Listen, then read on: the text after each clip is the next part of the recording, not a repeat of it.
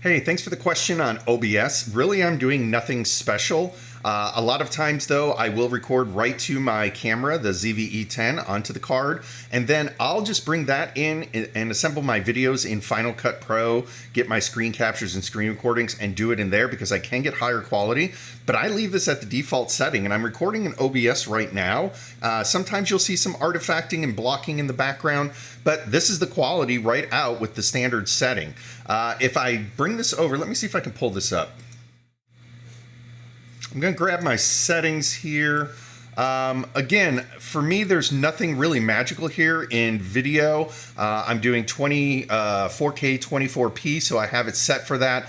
I have it recording at 60 frames a second, even though the ZV-E10 outputs at 24 frames per second. I don't know if it really gives me any motion blur or anything weird like that. Audio, again, I leave it pretty much at the default settings. I do like to record in 48 and mono. I have one microphone, so I just have it do the mono.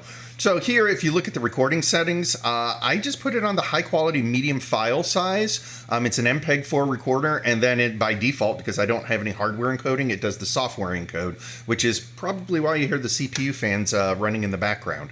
But that's it, and then I just output it and it saves the MPEG-4. I know if you do go in and you set this to advanced, I can't do it while I'm recording. If you go into advanced, you can pick so many of the settings that are in there, and I've read a lot of articles for optimizing and improving, but this seems to work just fine for whatever I want to do. So